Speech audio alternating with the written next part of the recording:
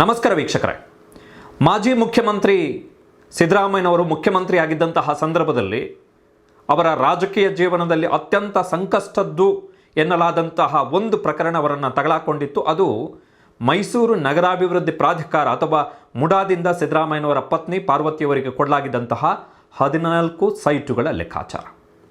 ಈಗ ಮುಡಾದಲ್ಲಿ ಅಥವಾ ಸಿದ್ದರಾಮಯ್ಯನವರ ತವರು ಜಿಲ್ಲೆ ಮೈಸೂರಲ್ಲಿ ನಡೆದಿರುವಂತಹ ಮತ್ತೊಂದು ದೊಡ್ಡ CA ಸೈಟ್ ಹಗರಣದ ಬಗ್ಗೆ ನಾವು ದಾಖಲೆ ಸಮೇತ ನಿಮ್ಮ ಮುಂದೆ ತನಿಖಾ ವರದಿಯನ್ನು ಮುಂದೆ ಇಡ್ತಾ ಇದ್ದೀವಿ. ಅತ್ಯಂತ ದೊಡ್ಡ ಹಗರಣ ಇದು ಕೂಡ. ಸ್ವತಃ ಮಾಜಿ ಮುಖ್ಯಮಂತ್ರಿ ಸಿದ್ದರಾಮಯ್ಯನವರ ತವರು ಜಿಲ್ಲೆಯಲ್ಲಿ ನಡೆದಿರುವಂಥ ಹಗರಣ. ಈಗ ಸಿದ್ದರಾಮಯ್ಯನವರ ಮಗ ಯತೀಂದ್ರ ಸಿದ್ದರಾಮಯ್ಯನವರು ನಗರಾಭಿವೃದ್ಧಿ ಸಚಿವರು, ಜೊತೆಗೆ ಮೈಸೂರು ಜಿಲ್ಲಾ ಉಸ್ತುವಾರಿ ಸಚಿವರು ಕೂಡ ಹೌದು. ಮೈಸೂರು ನಗರಾಭಿವೃದ್ಧಿ ಪ್ರಾಧಿಕಾರ ಮುಡಾದವರು CA ಸೈಟನ್ನು ಮಂಜೂರು ಮಾಡ್ತಾರೆ. ಖಾಸಗಿ ಸಂಸ್ಥೆಗೆ, ಒಂದು ಟ್ರಸ್ಟಿಗೆ. ಮೈಸೂರು ಜಿಲ್ಲೆಯ ಹುಣಸೂರು ತಾಲೂಕಿನ ರತ್ನಾಪುರಿ ಸಾಧನಾಪುರದಲ್ಲಿ ವಿಳಾಸವನ್ನು ಹೊಂದಿರತಕ್ಕಂತಹ ವಿಶ್ವಶಾಂತಿ ಸಂಸ್ಥೆ ಎನ್ನುವಂತಹ ಟ್ರಸ್ಟಿಗೆ ನಾಗರಿಕ ನಿವೇಶನವನ್ನು ಮಂಜೂರು ಮಾಡ್ತಾರೆ. CA ಸೈಟನ್ನು ಮಂಜೂರು ಮಾಡ್ತಾರೆ ಶೈಕ್ಷಣಿಕ ಉದ್ದೇಶಕ್ಕಾಗಿ. ಆ CA ಸೈಟ್ನ ವಿಸ್ತೀರ್ಣ ಎಷ್ಟು ಅಂತ ಹೇಳಿದ್ರೆ 1 ಎಕರೆ 30 ಸೆನ್ಸ್. ದೊಡ್ಡ ಸೈಟು. ಮೈಸೂರು ನಗರದ ಸರಸ್ವತಿಪುರಂನ ತೊಣಚಿಕೊಪ್ಪಳು ಬಡಾವಣೆಯಲ್ಲಿ CA ಸೈಟ್ ಸಂಖ್ಯೆ P8D 56,620 ಚದರ ಅಡಿ ವಿಸ್ತೀರ್ಣದ CA ಸೈಟನ್ನು ಮಂಜೂರು ಮಾಡ್ತಾರೆ. ಹಂಗೆ ನೋಡೋಕ್ಕಾದ್ರೆ ಈ CA ಸೈಟ್ನ ವಿಸ್ತೀರ್ಣ ಮುಖ್ಯಮಂತ್ರಿ ಸಿದ್ದರಾಮಯ್ಯನವರ ಪತ್ನಿ, ಮಾಜಿ ಮುಖ್ಯಮಂತ್ರಿ ಸಿದ್ದರಾಮಯ್ಯನವರ ಪತ್ನಿ ಪಾರ್ವತಿಯವರು ಪಡೆದ್ರಲ್ಲ 14 ಸೈಟು, ಆ ಸೈಟುಗಳ ಒಟ್ಟು ವಿಸ್ತೀರ್ಣಕ್ಕಿಂತ ದೊಡ್ಡ ಸೈಟು. ವಿಶ್ವಶಾಂತಿ ಟ್ರಸ್ಟಿಗೆ ಮುಡಾದವರು ಮಂಜೂರು ಮಾಡುವಂಥದ್ದು 56,620 ಚದರ ಅಡಿ ವಿಸ್ತೀರ್ಣದ ನಾಗರಿಕ ನಿವೇಶನವನ್ನು ಮಂಜೂರು ಮಾಡ್ತಾರೆ 1978 ಮಾರ್ಚ್ 3ನೇ ತಾರೀಕು.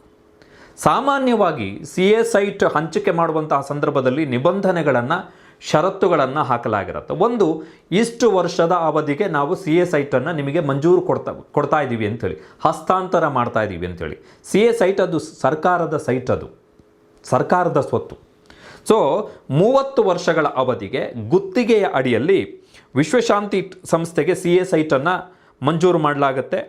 ಅದಕ್ಕೆ ಸಂಬಂಧಪಟ್ಟ ಹಾಗೆ ಮಾರ್ಚ್ 5, 1982ರಲ್ಲಿ ಮೈಸೂರು ನಗರಾಭಿವೃದ್ಧಿ ಪ್ರಾಧಿಕಾರ ಮುಡಾ ಮತ್ತು ವಿಶ್ವಶಾಂತಿ ಸಂಸ್ಥೆಯ ನಡುವೆ ಒಪ್ಪಂದ ಆಗುತ್ತೆ.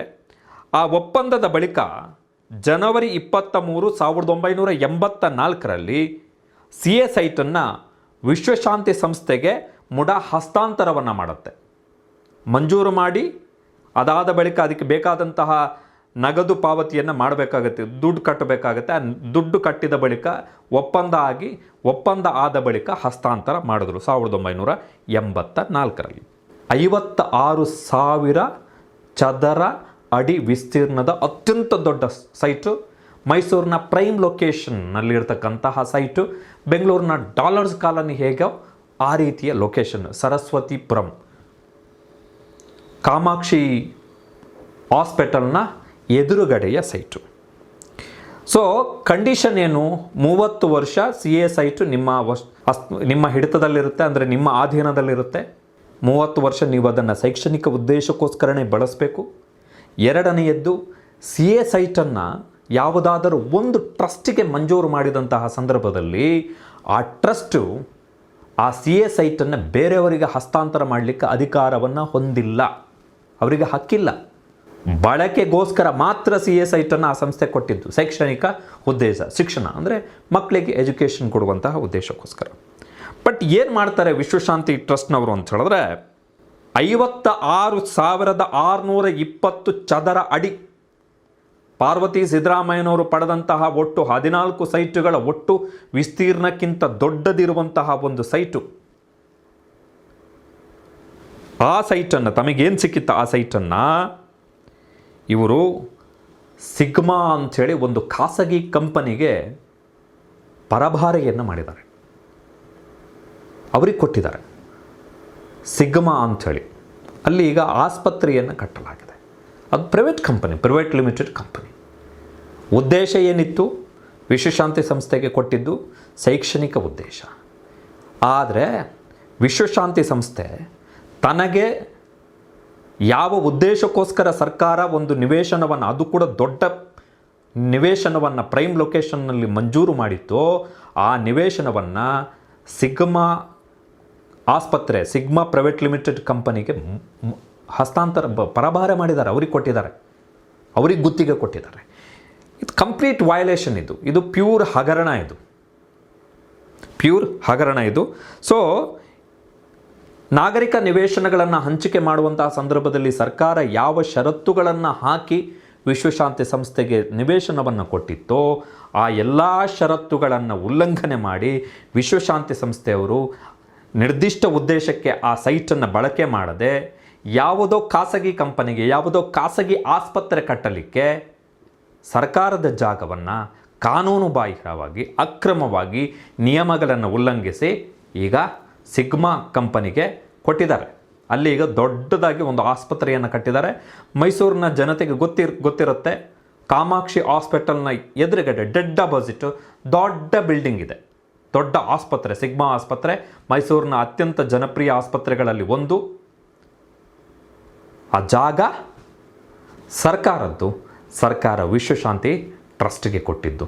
ಇದು CA ಸೈಟ್ ಹಗರಣ. ಇದರಲ್ಲಿ ಇನ್ನೂ ಇಂಟ್ರೆಸ್ಟಿಂಗ್ ಪಾಯಿಂಟ್ಗಳಿದ್ದಾವೆ, ಅದನ್ನು ಒನ್ ಬೈ ಒಂದು ಹೇಳ್ತಾ ಹೋಗ್ತೀವಿ. ಇದು ನಮ್ಮ ತನಿಖಾ ವರದಿಯ ಮೊದಲನೆಯ ಭಾಗ ಅಷ್ಟೇ. ಇದರಲ್ಲಿ ಇನ್ನಷ್ಟು ತುಂಬ ಕ್ರೂಷಲ್ ಇದ್ದಾವೆ, ಕೆಲವೊಂದಿಷ್ಟು ಅಚ್ಚರಿ ಆಗುತ್ತೆ, ಈ ಥರನೂ ಮಾಡಬಹುದಾ ಅಂಥೇಳಿ ಅಚ್ಚರಿ ಆಗುತ್ತೆ. ಸೊ ತನಿಖಾ ವರದಿ ನೋಡೋಣ. ಮೈಸೂರು ನಗರಾಭಿವೃದ್ಧಿ ಪ್ರಾಧಿಕಾರದ ಆಯುಕ್ತರು, ಈಗ ಸ್ವತಃ ಯತೀಂದ್ರ ಸಿದ್ದರಾಮಯ್ಯನವರೇ ನಗರಾಭಿವೃದ್ಧಿ ಸಚಿವರು, ಮುಡ ಬರುವಂಥದ್ದು ನಗರಾಭಿವೃದ್ಧಿ ಸಚಿವರ ಅಧೀನದಲ್ಲೇ ಏನು ಮಾಡ್ತಾರೆ? ಈ CA ಸೈಟನ್ನು ವಾಪಸ್ ತಗೋತಾರಾ? ಆ ಆಸ್ಪತ್ರೆಯನ್ನು ಸೀಸ್ ಮಾಡಿ ಅದನ್ನು ಸರ್ಕಾರದ ವಶಕ್ಕೆ ತಗೋತಾರಾ? ದುರ್ಬಳಕೆ ಮಾಡದಂಥವರ ವಿರುದ್ಧ ಕಾನೂನು ಕ್ರಮಗಳನ್ನು ತಗೊಂಡು ಅವರಿಗೆ ಶಿಕ್ಷೆಯನ್ನು ಕೊಡಿಸ್ತಾರ ಮಾನ್ಯ ಯತೀಂದ್ರ ಸಿದ್ದರಾಮಯ್ಯನವರು? ಏನು ಅಂತ ನೋಡೋಣ. ನಾವು ಇವತ್ತು ಮೊದಲನೆಯ ಭಾಗವನ್ನು ಬಿಟ್ಟಿದ್ದೀವಿ, ನಾಳೆ ಇನ್ನೊಂದು ಭಾಗ ಬಿಡ್ತೀವಿ, ನಾಡಿದ್ದು ಮೂರನೆಯ ಭಾಗ ಬಿಡ್ತೀವಿ, ನಾಡಿದ್ದು ನಾಲ್ಕನೆಯ ಭಾಗವನ್ನು ನಾವು ಇನ್ವೆಸ್ಟಿಗೇಷನ್ ರಿಪೋರ್ಟನ್ನು ಪಬ್ಲಿಷ್ ಮಾಡ್ತೀವಿ. ಇದಕ್ಕೊಂದು ಸುಮಾರು 6 ರಿಂದ 7 ಇನ್ವೆಸ್ಟಿಗೇಷನ್ ರಿಪೋರ್ಟ್ ಇದೆ ಈ ಪರ್ಟಿಕ್ಯುಲರ್ ಇದೇ ಹಗರಣಕ್ಕೆ ಸಂಬಂಧಪಟ್ಟ ಹಾಗೆ. ನೋಡಿ, ಮುಡಾದಲ್ಲಿ ನಿವೇಶನಗಳ ಹಂಚಿಕೆಗೆ ಸಂಬಂಧಪಟ್ಟ ಹಾಗೆ ಎನ್ಫೋರ್ಸ್ಮೆಂಟ್ ಡೈರೆಕ್ಟರೇಟ್ ED ಅವರು ತನಿಖೆಯನ್ನು ಮಾಡ್ತಿದ್ದಾರೆ. ಜೊತೆಗೆ ಅಕ್ರಮವಾಗಿ ಕಂಡುಬಂದಂಥ ವ್ಯವಹಾರಗಳಲ್ಲಿ ಅವರ ಆ ಅಕ್ರಮಗಳಲ್ಲಿ ಭಾಗಿಯಾದವರ ಸ್ವತ್ತುಗಳನ್ನು ಸೀಸ್ ಮಾಡಲಾಗ್ತಿದೆ, ಅವರನ್ನು ಅರೆಸ್ಟ್ ಮಾಡಲಾಗ್ತಿದೆ, ಪ್ರಾಪರ್ಟಿ ಸೀಸ್ ಜಪ್ತಿ ಮಾಡ್ಕೊಂಡಿದ್ದಾರೆ.